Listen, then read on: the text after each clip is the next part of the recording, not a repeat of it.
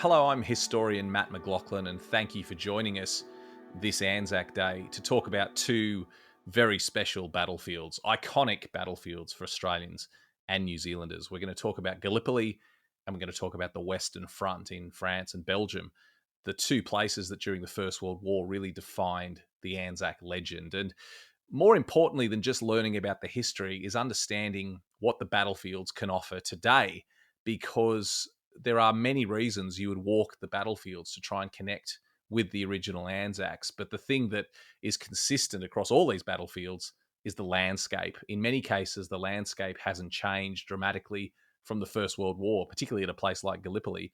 But even in places like the Western Front, where it's reverted to farmland, the battlefields still give up their secrets. There still is so much to find in the landscape. And walking the ground tells you more about the battlefield than you could ever find from just reading a book or watching a video like this one.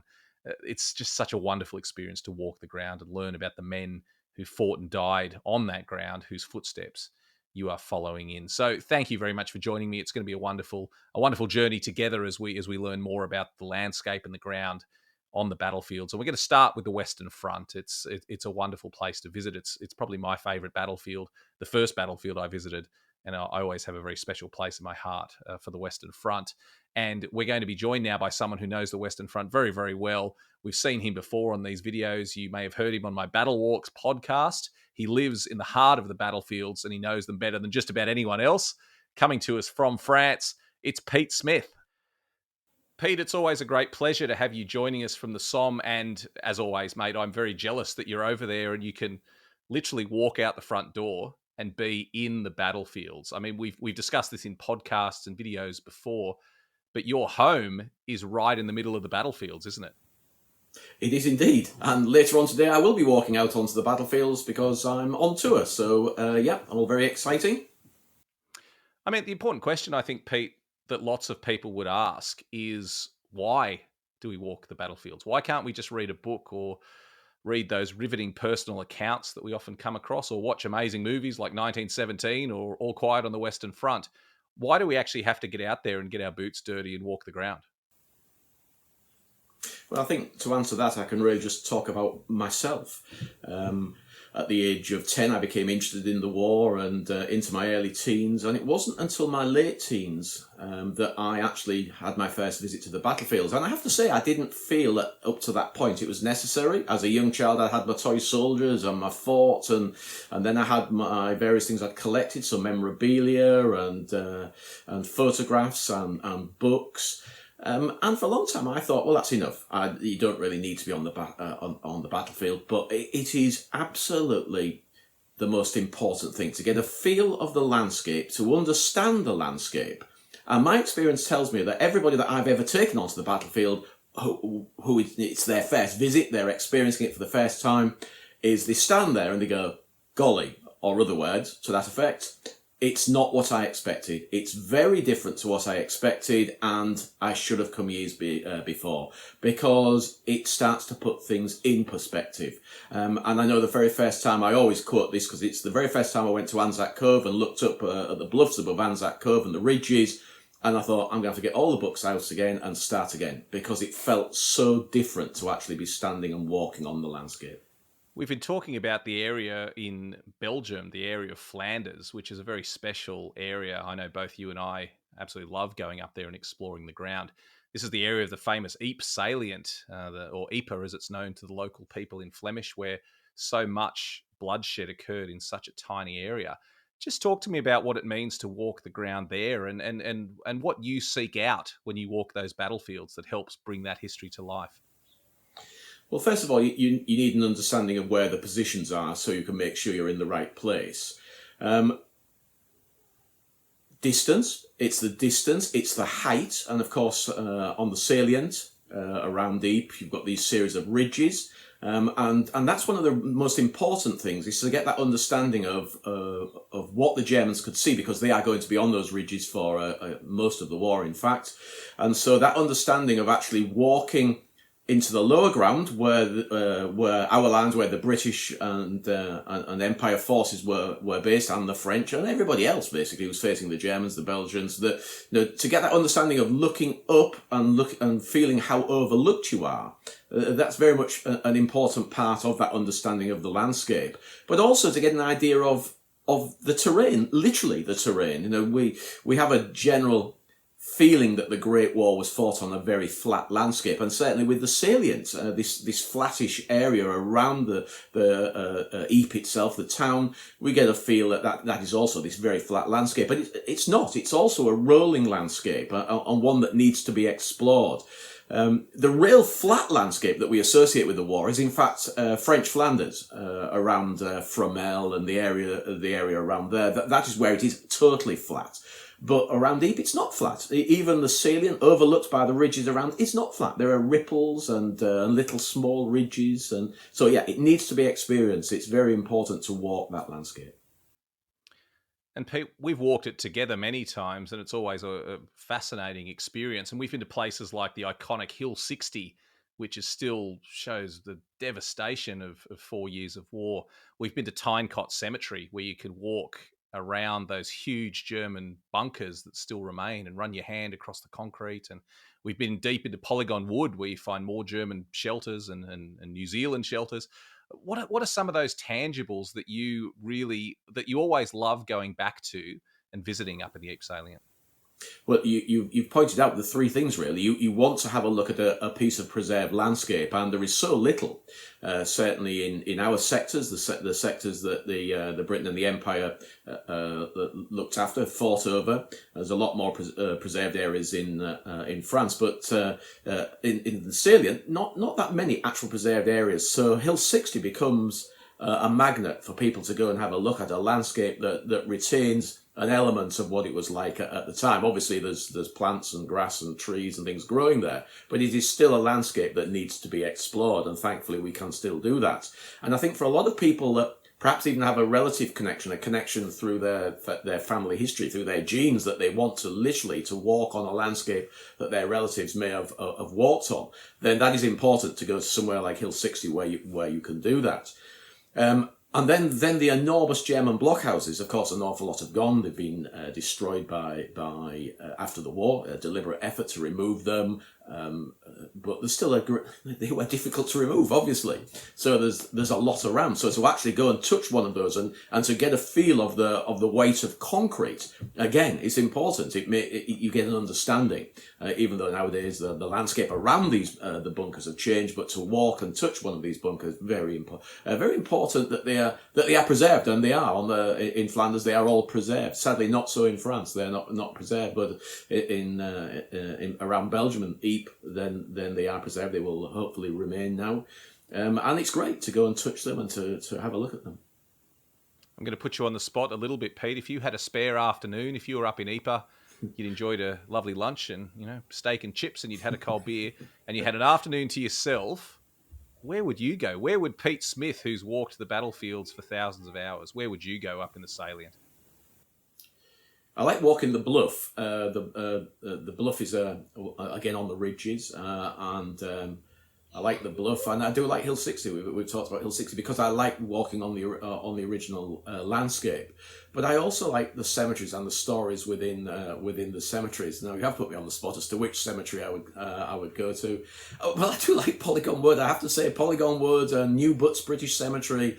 Because there's so much to tell there. I mean, for those people that have ever been on tour with me, they'll know that I get stuck there. I can be there for a couple of hours when I should only be there for an hour. It's a great. It's just there's just so much to talk about there. So yeah, I'm going to actually say Butts New British Cemetery, one of my favourite places to visit. And of course, the Australian 5th Division Memorial on the Butt overlooking the cemetery. It's a very special place. You've probably nailed the spot I would go to as well. We were talking about this interview, Pete, and there's nothing that demonstrates the tangible connection you can make with history by finding relics on the battlefield. And you, as someone who's walked a lot of the battlefields, have graciously agreed to show us some of the things that you found and just some of the amazing stories they can tell. So what have you got there in this little segment of show and tell that you can show to us? It was a difficult decision to decide what to show you, and people like wary things, and to handle something that was there. I actually quite like personal things, but I thought let's show some of the larger lumps as we're actually going to be physically looking at this. So I'll bring up the first thing here, and what we have here is a rather mangled and crushed German mess tin. This was actually found on the Somme in this case, but why I found it immediately moving is this damage you can see here. This is caused by a plough. This is a plough that's crushed it. This damage on this side, and they go right the way through to the other side fairly obviously. These are actually shrapnel holes. At first I thought they were bullet holes, but I looked carefully and the size is too big. These are lead shrapnel balls that have punched through this German mess tin. And I just found that amazingly moving. Mainly because there's another reason. These black stains you can see on it are from the fires where this sat in a fire to heat it up, whether it had stew or something in it, and it's left a residue on it, and that's a direct connection with that man that carried this, and you have to say almost certainly died with this on his back, because these were carried on their backs, and to get this damage on it, then he would be lucky to survive. There is the hope that he dropped it. But I think it's unlikely. So that's the first thing, and that's something I like, a piece of personal kit with rather horrific battle damage on it from a shrapnel ball. The other reason is, I suppose, I find it interesting is because the artillery and is the great killer of the Great War, and those shrapnel balls, airburst, bursting in the air, so it's an interesting piece to show people and to bring home the fact that artillery was the big killer of the Great War. So that's the first thing. And I'm going to go to something. Just on that subject, Pete, that's a fascinating find, and you're right. Those personal stories that you can tell from items, or that you can speculate about, are all always the most moving. And it's it still happens all the time. You and I were on the battlefields on my signature tour 6 months ago, and outside a cemetery, I just leaned down, and in the side of the road bank was a small piece of a British water bottle. You could tell from the blue enamel of this water bottle, with two very neat bullet holes straight through it in that small little piece. So again, what was the story of the man that was carrying that on his hip or in his pack at the time? And hopefully he had dropped it already, but it's unlikely, as you say. The men didn't throw these things away. They were important items, and they carried them with them. So what story did that tell? The two neat little bullet holes in the water bottle. Yeah. And then I'm going to go to something which is unusual that it's actually survived, and is this. So what is this? Well, I have to say why it's unusual that it's still here is because it's solid brass, and the field walkers, they were called metal walkers in the 1920s, who walked the fields all over the battlefield areas. They were licensed, and they picked things like this up to sell, to be melted down and to be recycled. Effectively, what this is it's the nut of an 18-pounder field gun. So it's the nut that covered over actually the locking points. This protected the locking points that held the wheel on. So a rather large nut from an 18-pounder field gun. There's an interesting little story connected with this. I don't know anybody that's found one of these because of that very reason.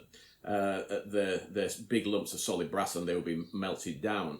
And the day that I actually found this, I was pleased, to say the least, and I took it down to a little local cafe, and the cafe owner, I was showing it to him, and the cafe owner leant behind the counter and pulled one up exactly the same. And I said, "When did you find that?" He said, "Today." And he'd never found one before either. So two of us found one on the same day, and neither of us had ever seen one before. So just one of those odd quirks of fate. So yeah, the cover for a wheel off a field gun for the locking bolt on a field gun. That is extraordinary, Pete. And I do love those little connections when it's almost like it's preordained, isn't it? That the history wants to be revealed. The battlefields want to give up their secrets, and it's fascinating how often little coincidences like that occur. But you're right, that is a rare find. And it tells another part of the story. We focus a lot on the infantry, but as you said before, artillery was the great killer of the First World War, and finding artifacts that you can link to artillery guns is a pretty rare experience. So that's a well done. That's a great find. Absolutely great find. What We else do you did, have for us in your little bag of tricks? we did discuss what I was going to show earlier, but I didn't tell you one of them because I just thought it's interesting to bring up. Now, that. So, what is that? I'll put it on something so you can see it a bit clearly. Now, it took me a good year to figure out what this was. I knew it was something interesting, and I thought electrical for a long time. But it's not. It's actually one of the internal workings of a mouth organ. So that is a little mouth organ, part of a mouth organ. Can't do a mouth organ noisy.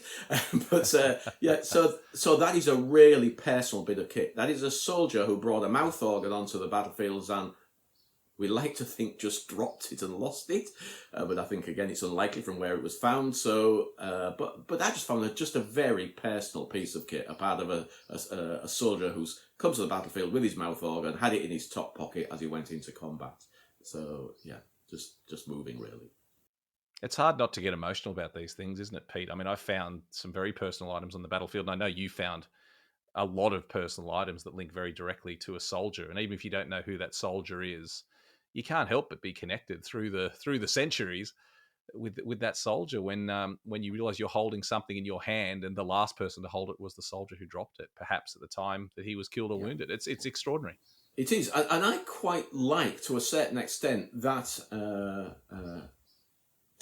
that fact that we don't know who it is, that anonymity, that we do not know who it belonged to, because you can then use it to represent. And I use all of these things. I can no longer take weaponry rounds to show my students when I'm guiding. So you take little personal things, and they can represent anybody from where you find them. You may have an idea of who it is, but it's only a guess. And I quite like that. I like that you're telling the story of everybody in one object. So I think that's quite important. So we'll move on to the next one, which is a piece of weaponry. So this is an SLME, standard rifle of the Empire Forces and Britain. So it's a relic. There's not a great deal left. All the woodwork's rotted away. It's just the metalwork. We can see the trigger, the magazine. The bolts would have been here for cocking it. So these are not common to be found on the battlefields, but they're not uncommon because they get caught in the spines of the ploughs when they're ploughing, and that's why they nearly always have a bent barrel, as this one does. This one was found just literally up the road from where I live. It was by the side of Delville Wood, and it was literally propped up like that on the bank. And I picked it up, and I always take them home to have a look at, but they didn't need to do much. Can you see the magazine? This is the magazine here. That is a lead shrapnel ball embedded in the rifle magazine. So this has a lead shrapnel ball, an airburst blast, and one of the shrapnel balls has embedded itself in the magazine of the rifle. And if anything brings it home, it's something like that, where you still have the weapon or the projectile that did the damage to both the rifle and almost certainly the man that was carrying it. And there's one still embedded in the magazine. So a very moving, and one of my favourite things to show people. And again, it just brings it home. It brings it home, to see damage caused by lead shrapnel balls. That's just extraordinary, Pete. I know that relics like that are unusual to find. That's a very rare find, obviously. What a fantastic connection with that soldier. Just in terms of general relics, things left over from the war, how common is it to find things out in the battlefields? In the 20 years that I've been here, it's decreased. It has definitely decreased. In the ploughing seasons, you could walk along the sides of the fields. You didn't even need to walk across the fields, which you can. There is a right to roam here in France. You can do that. It's a little bit more fiddly in Belgium, but the right to roam here means that you can actually walk onto the battlefields, and you would find things thrown to the side. The farmer's a rifle wrapped around the spines of the plough. He doesn't want it. He throws it to the sides. Anything else that's big and throws it to the sides. So you could find things at the sides. You very rarely do that nowadays. There's a lot of people that collect, lots of people that walk the battlefields. little things, and it's those things that I've always enjoyed more. I'm not a. Well, I don't collect any more at all things relics from the battle from off the fields any longer, unless it's something just small and interesting and personal that I can just pop into a little box, and I hasten to add, this is all done by just walking, never digging, never metal detecting. This is you mark one eyeball, just looking in the paddocks as you walk across the fields and paddocks.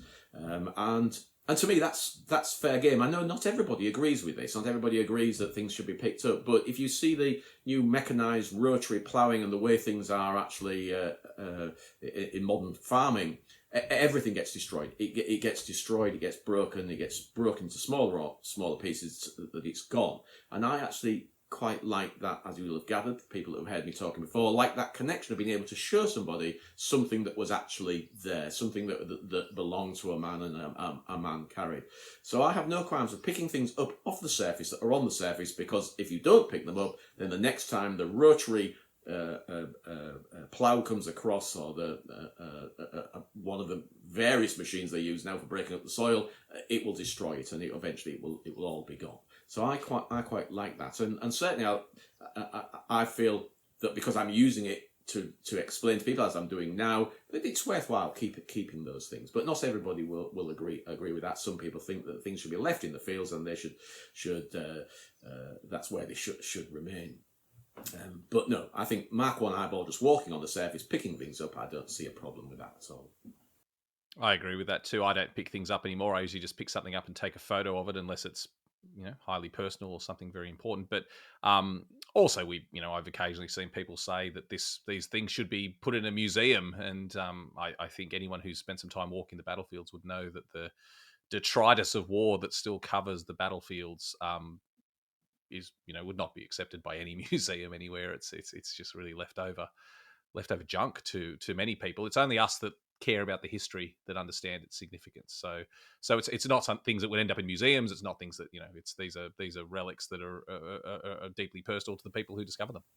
I think, interestingly, I did have a barn. Well, I used to run a bed and breakfast here on the Somme, and I had a barn that was absolutely full of relics for people to go and have a look at. When we closed the bed and breakfast, I heard that the Tietval Centre, which was expanding and creating a little museum, wanted basically a glass floor, and beneath it they wanted the detritus, is that the correct word, of the battlefield beneath this glass floor. And so I donated all of mine. So if ever you go to the Tietval Centre on the Somme and look beneath the glass floor, then all of that detritus from the battlefield came from my barn, and so it ended up in a museum, and it was used as the whole reason for collecting it was so that people could see and experience it and understand a little about what had gone on. Well, that's really wonderful, Pete. I think that's I certainly agree with you that it's great that these things are being seen. Do you have anything else from your little goodie box to show us? Or? Yeah, final thing is something that's rare and unusual, really, and took a bit of fiddling out or thinking and looking at books to figure out what it was. This is the emergency tripod that went underneath the barrel of a Vickers machine gun. A Vickers machine gun is on a mount, so it sits on a mount. But in an emergency, if you've lost the mount, this was fastened to the front. This bit goes around the barrel, the fluted barrel. These are the remains of the feet. The feet were a lot longer, about to there. Were metal. They've rotted off. But this is just an interesting and very rare bit of kit that went underneath the barrel of a Vickers machine gun. So again, it's something that. A part of my enjoyment is actually doing that. Is identifying what these things are, trying to figure out what these things are. And it took a little while with this one, but that's what it is. It's an emergency mount from got lumps falling off it. Emergency mount from a Vickers machine gun. Well, as you said, Pete, these are, to anyone else, to people who don't care about the history, these are just lumps of weird, twisted metal. But it's they are. It's the passion that we have for the history that makes them significant. So I think it's really wonderful that you've got them to show to people as you lead them around the battlefields, and indeed on episodes like this. Pete, it's been a really wonderful exploration of a few very little important pieces of history, and a reminder of why it's important to get out and walk the ground, and the connection you can make with the landscape. So, mate, I can't wait to get back over there again. I'm due over there very soon to be on the battlefields. I'll look forward to enjoying a cold beer with you, mate, and getting out and doing just what we've talked about, walking the ground and getting in touch with that landscape. So, Pete, thank you very much for joining us. Pleasure, Matt.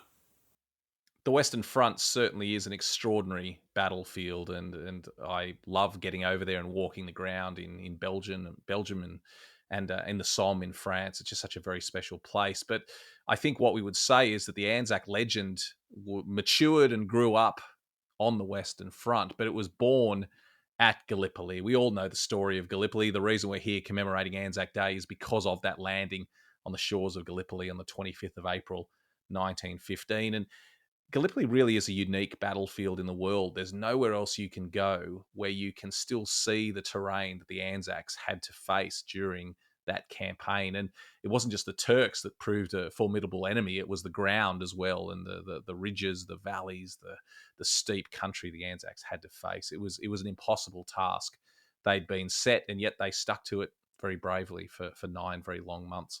And it's wonderful to go and walk the ground at Gallipoli. You can connect to history in a way that you can't on any other battlefield. It's a place that I love going there and walking the ground. And I've had the privilege on a number of occasions to go there with this man that we're going to introduce now, our next guest.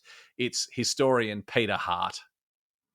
Pete, it's always a great pleasure to catch up with you. And I should say that it wasn't that long ago, a few years ago, we had the great pleasure of catching up together actually in Gallipoli, which was a pretty amazing experience. And I think when you tell people you've been to Gallipoli with Peter Hart, they look at you with a mix of admiration and compassion. But mate, it was a great trip. We scaled ridges, we walked valleys and washaways, and it was a really great trip. But it sums up what we're talking about today, mate, which is the importance of getting out and walking the ground. I mean, let's just put it plainly. Why is it not enough to sit there and read a history book or watch a documentary? Why should you get out and walk the ground? You never get the same experience.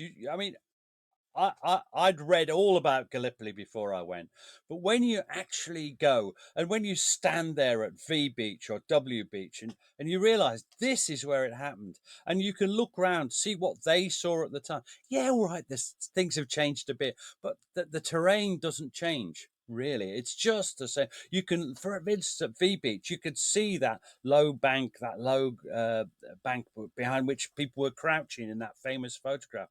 At W Beach, you can see the piers. They're still there. They're still visible. You can see some of the barges on the beach. It's an amazing feeling. And if you've really got into a subject, and I was so keen on Gallipoli. I mean, I was a weird child. Spent my childhood reading about things like Gallipoli. To actually be there is not just exciting, but somehow you learn so much more. You gain so much more. I think commercial people call it added value, and you get enormous amounts of added value by being there. And it's not being part of it. You'll never be part of it, but you are where it happened. It's fantastic, that. Mate, a question I've never actually asked you before is you've written a lot of books about Gallipoli, but had you been to the peninsula when you wrote your first book? No, I hadn't. That was Defeat at Gallipoli with Nigel Steele. And no, I hadn't. And that's one reason that I'm so keen on it now. And I tell people you have to go, because I went for the first time in a joint visit with the Australian War Memorial and the Imperial War Museum, and they took us along as so-called experts. What was interesting was I knew the maps, so I did actually, and I played the game. I played it on one of your tours, the Pozieres one, where I just learn everything with my somewhat strange memory. I forget it about a day later, and then go, well, that'll be the 11th Battalion or the 21st Battalion, and I learnt all the ridges to annoy the Aussies. And I knew them. But that's theoretical knowledge. And it was when I got there that I called it Defeat at Gallipoli. I never thought Gallipoli would succeed or could have. But when I got there, you realise it's just in front of you, especially at Anzac. You just stand there and go, this is impossible. It doesn't matter. People say the British made mistakes or the Australians made mistakes. Yeah, they did. But also, when you get there, you realise how good the Turks were, what a fantastic defence they put up. And I know to you as well, that's a very important part of the story. And when you get there and you stand where the Turks were and you see the Australians, for instance, had to advance, the New Zealanders, you just think, what a hiding to nothing they were onto. I mean, I nearly swore there. I know you would be shocked at me swearing, but bad language just spring to mind when you look at what they had to do at Anzac. I'm not kidding.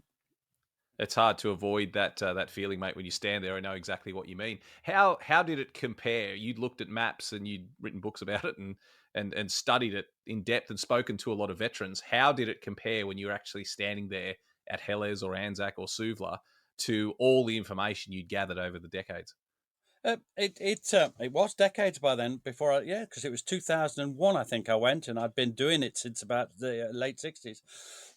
Things were much more dramatic, and for instance, the razor between Pluggies and Russell's Top is much more jagged. It's much more dramatic than I thought. That the terrain is worse than I thought in every way. I'd sort of got an intellectual appreciation of how bad it was. It's not just there. Achi Baba, you see how it dominates Helles. Yes, it's not that big a hill. It's not, but it does dominate it. And then again, you see the Gully Ravine. You see how dramatic it is, how it splits the line. But one other thing that I shared with you, Matt, is that, and this didn't happen on my first trip because the Australian War Memorial didn't want to go there. I wanted to see Kilid Bahir. Now, Kilid Bahir, no one goes to Kilid Bahir because we never got there. In fact, we had a great day during the 25th of April when we went everywhere that we never got to. But we went to Kilid Bahir. That was the real first day objective or second day objective. Achi Baba was the first day objective. And when you get there, and that's actually seeing that, you understand why Kilid Bahir is the real objective, because it totally dominates the Straits. You remember standing there, and in between swearing at me for having dragged you up there, you were quite verbal, as well as the other one with the cone-shaped hill. I forgot this. Maltepe. Maltepe, yeah. Yeah, there's a lot of swearing done that day. But if you don't see these things, you don't appreciate the ground. And Maltepe and Kilid Bahir are important. You've got to get up there and see them. That's when you understand. Now, that's not an ordinary trip, but at least you can see those features dominating the landscape. As you drive about at Helles, and you can see from Anzac and Helles, you can see Kilid Bahir. We have a mutual friend, Blent, who calls it the big bastard. Because there it is. Whatever you think of the objectives like Chunet Bahir, you look at Kilid Bahir, it's a monster. It just is like a wall across the way they have to go. And that's what they have to take to dominate the Straits, which is, of course, why they were there. It was a pretty special day, Pete, and we had the luxury of having a few extra days up our sleeve. And what we always say about Gallipoli is that the landscape and the terrain, that was as much of an enemy as the Turkish soldiers. Not to take anything away from the Turks, they did a brilliant job, but terrain is extraordinary. And I loved that day, mate, because we called it the what if day. We went to all the sites that. These weren't battlefield sites because there'd been no fighting there because no one ever got close to them. The Allies didn't get anywhere near these sites, but they were objectives. These were the objectives that the Allies were supposed to take. And by going there, it enabled us to understand more about the history and what Gallipoli would have evolved into had the Allies taken their early objectives. So, Maltepe, which was an early Anzac objective, and obviously Kilid Bahir, the big plateau at Helles that the British and French were supposed to capture. I mean, it was a pretty extraordinary day. It was fabulous, but should an ordinary tour go there? No, because no, it don't have to. But they should have them drawn to their attention. You can see them as dominant figures on the landscape. That's how you understand the landscape. You need to see it and understand why it's important. And that's all you need to do. If you have an extra 2 or 3 days, yeah, fine, go up them and swear at each other. Why are we doing this? It's steep. Couldn't we drive up here? That was Maltepe. You could drive up there. We later discovered. most of the way anyway. Oh, But we walked it because we're hardy, so we walked it. oh, I'm not sure how hardy we are, but yeah, it was a great day, and but that's what the landscape. And when you get to Suvla Bay as well, and I always call it a big country, and you understand that operations there are very, very different. They're big. The distance between places isn't a couple of 100 yards like it is at Anzac or even at Helles. It's a couple of miles. It's still minute compared to the Western Front now. Fantastic places, and so beautiful. Even your blackened soul, Matt, as a captain of industry, would warm to some of the views, and you can see Samothrace, and you can see Imbros and the islands. It's just wonderful. What a place! I'll skip over that bit and just say that I do absolutely enjoy going to Gallipoli. I love it. It's one of my favourite places. And we mentioned these places that we don't go to on a regular tour, but one place that you love taking people to on a tour that I know is Gully Ravine. And this is a big scar in the landscape that cuts up the sort of the western side of the peninsula in the Helles sector. Just tell us a little bit about that, about why you like to take people there and what Gully Ravine tells you about the Helles story.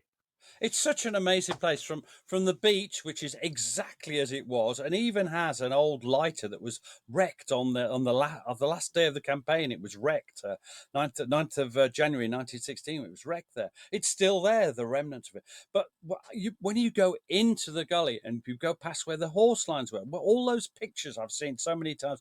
There's where the horses were. There's the bones from when we shot the horses in the gully, and you go up and it gets deeper and deeper, and you suddenly realize, oh, it's like a gigantic communication trench, and then the cliffs start on either side, and it's just an amazing place.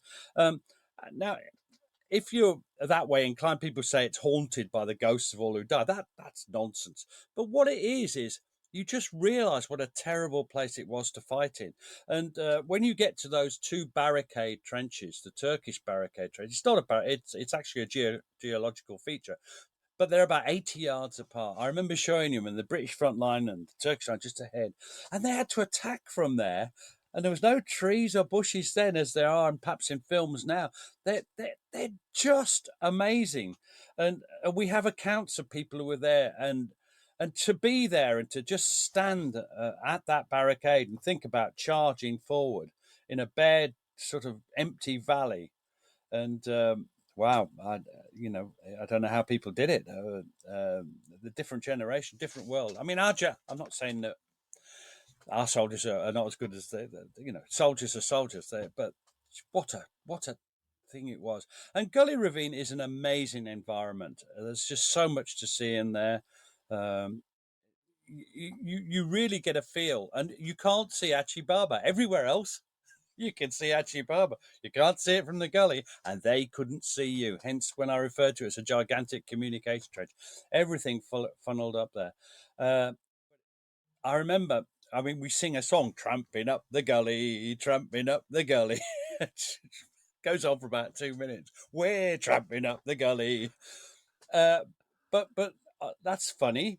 But a lot of them came back in ambulances, and there's some amazing pictures of the ambulances going over the rough terrain at the bottom, because it's a stream and rocks and everything, and in the mud and everything. And imagine that, Matt, with a broken pelvis or a broken leg, or any shot through the chest. You're not going to survive that. But so it's a place to think. It's a place to enjoy, if you like. It's a place to think, definitely, and to appreciate what people went through. It's I'm actually working on a book about the Battle of Krithia, which took place down in that area. Well, several battles, and all of them with the same outcome, as you well know, Pete. But it just reminds me as well, the soldiers not only had to fight in these terrible conditions, but also with just such a lack of information. Gully Ravine was described during the first Battle of Krithia, so in the days after the landing, as a small stream on the left of the British line. How do you think the first British troops felt when they got there and found a 100-foot ravine leading down to the small stream? There is a small stream, but it's at the bottom of a ravine. It's not just running through the countryside. Just extraordinary. Until a storm, when it was a raging torrent, to get everything at Gallipoli. Exactly. I mean, On the podcast, Gary Bain would say that soldiers wouldn't complain, but they'd observe a lot when they found that ravine in their path, and they'd observe quite a lot. Yeah, it is on the maps, and it is fairly clear on the maps. But there's a great, I think his name was Bertram, Captain Bertram, a Royal Naval officer, who said, "Yes, these features are plainly visible, but I've always found that army officers can't read maps." He's probably right. Well, mate, at the other end of the peninsula, we went from, on one day we did Gully Ravine, but then another day we were way up in the northern sector of Anzac, and we did the infamous Cheshire Ridge, which was a great day. I mean, that was probably the first day, and you blooded me early on in our trip, because we literally took an opportunity to explore exactly. But we took an opportunity to explore that absolute mad tangle of country that the August offensives took place in, the big wheeling maneuver that the Anzacs and the British took when they tried to break out of the Anzac sector.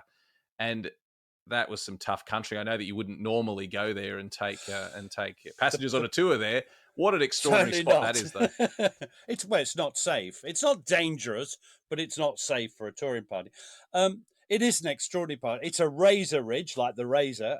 I mean, in parts, you're just walking along something, and there's a fair chance if you trip twice, you'd hurt yourself.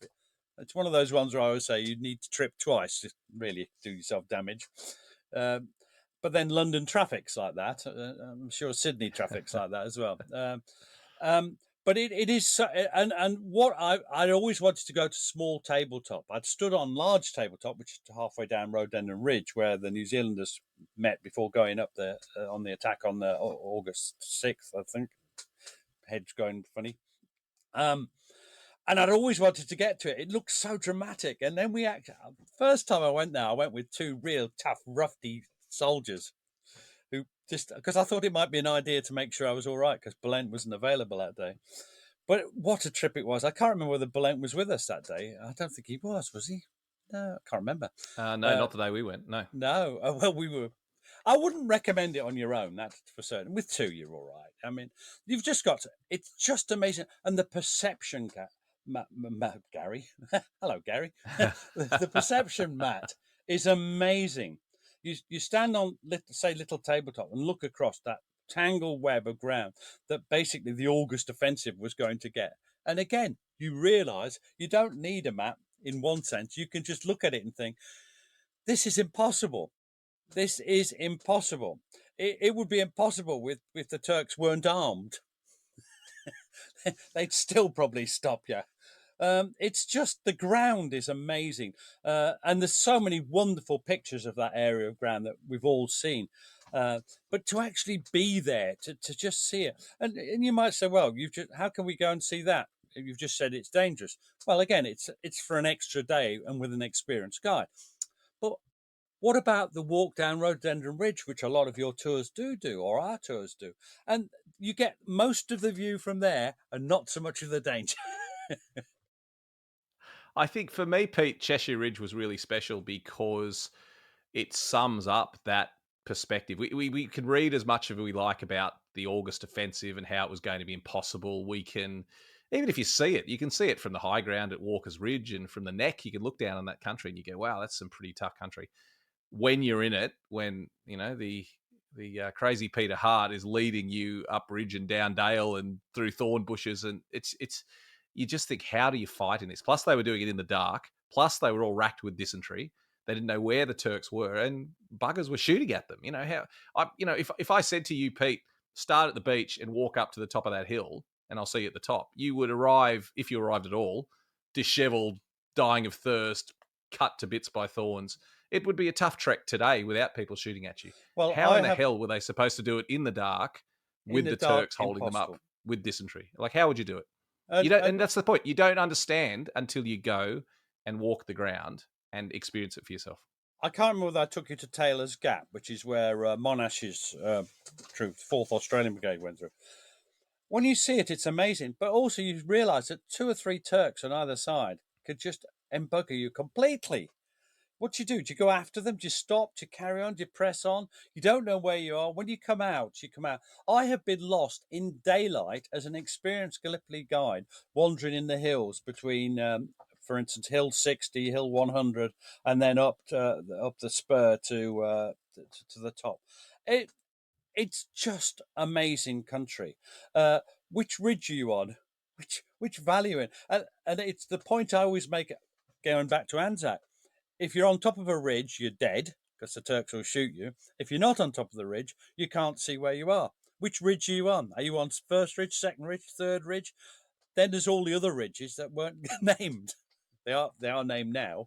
That's what I learned to annoy the Aussies, but I've forgotten most of them. But wow, it's very exciting. You're making me. I'm going back there in May, so I can't wait. You're freshening my appetite. I'm getting excited by it as well. And I think the other thing that it revealed too was, I mean, we found relics from the fighting. Sadly, we found a number of human remains. I mean, this is country that, tiger country, as Vietnam veterans would call it. It's places that people don't normally go to. And you don't have to get far off the beaten track to just get this incredible perspective of what the Gallipoli battlefields were like. It's just, I say that to people always when they go to Gallipoli. It's great to go there in a car and a coach and look around, but just even take 20 minutes, get off the beaten track, go into the scrub, have a look around, see what you can find. There's just so much to discover that's still left over from the campaign. It's really quite extraordinary, isn't it? Yeah, we found. I mean, obviously you have to treat them with. Human remains are. It's not like the Western Front where they stop everything and investigate. Gallipoli, they're reburied. You put them on. It's quite chastening sometimes. I think you've been on Hill 60 with me, at the back of Hill 60 where the Turks were. There's bones still in the field. You see knuckles, bits of skull. It makes you think. But then that's battlefield tourism is a funny thing because it's a mixture, isn't it? It's a mixture of wanting to experience what they did, but not the reality. Obviously, it's about paying your respect. It's about the drama of the story. It's about wanting to understand. And for me, I know the other things are all important, but for me, it's wanting to understand. And that's the thing about the ground. When you look at Hill 60, for instance, you can see why the Turks had to get. It's a two-humped hill.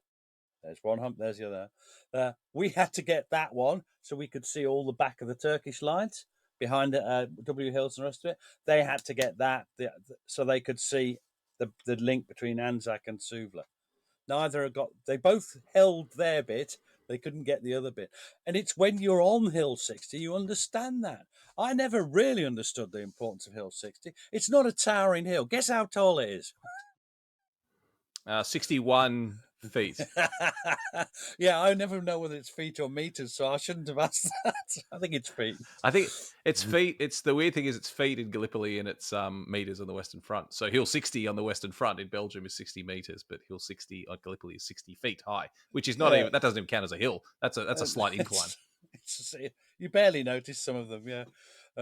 But there you go. I mean, something that would never happen to Pete Smith is the first time I ever visited Ypres, I went straight over Pilcombe Ridge without noticing it. There you go. And yet Pilcombe Ridge is very important, as Pete would tell you. Other Pete, sorry. Lots of Petes. Well, Pete, you mentioned the importance of understanding and how you explore and discover. And there's a program that's currently going on that we were great beneficiaries of, which I think is fantastic, where the Turkish authorities are uncovering sectors of the battlefield that are buried beneath the scrub.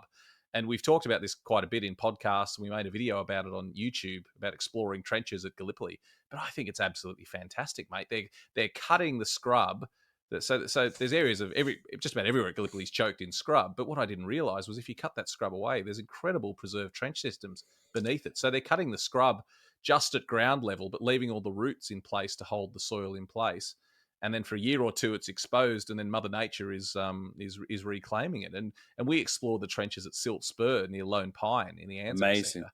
Mate, what a day that was! I mean, I've asked you about it before, but just give us your impressions of walking through that complete Anzac trench system. Well, you'd found that map from the 11th Battalion. Was it 11th Battalion? Anyway, I think it's the 10th. I think it's the 10th. Yeah. Our memories you know. And Close, close. we tracked the support line reaching back to the next ridge. The communication trench, that was a tunnel. Then it was collapsed now, but then we found the other tunnels that were still there that went through to the front line. We found the front line, all the fighting bays are there. They're clearly exactly. Remember, you had the map saying you should find, and then we went and the periscope posts. You remember the 2 periscope posts where some poor sod, about 60, 80 yards from the next Turkish ridge, had to go with a periscope, and there was a sort of tunnel out to it, and then they just stand there. Oh, I'd have wet myself, I think. But that was special. And then right at the end, there was the machine gun post and the sniping post right at the end, 5 finger or whatever it's called. That was special, but it's not the only one. They've also now done Popes, and it's just amazing. All the back, Dead Man's Hill, where me and you got scratched to bits, where we found that barbed wire, that's cleared now. Where I've got that wonderful account from people, a bloke I interviewed who was there, and he described being wounded there and all the people being killed on Dead Man's Ridge. We know how he got that name, Matt. And then tumbling himself back down into Bloody Angle. What a place. And that's all now you can. And for a year or two, you'll be able to walk around and look at it. And some of behind the Turkish lines as well are just absolutely brilliant. They've got their graveyard up on Battleship Hill has been uncovered. And it's just, the whole program's great. Some people worry that it will destroy the battlefield. To them, I say, what's the point of having it if you can't see it and the roots are still there? I think it's worthwhile. And anyway, we're alive now. I want to see it. It's a great. I mean, it was one of the greatest things I've ever done on a battlefield, was walking with a trench map in hand, a complete trench system, because the difference there is, unlike preserved trench systems on the Western Front or elsewhere, and even at Gallipoli, if you go to the Neck or Johnson's Jolly, they've been manicured a bit. They've changed over time. They're trenches, and so you can stand them in a kind of abstract way and go, okay, I'm in a trench at Gallipoli.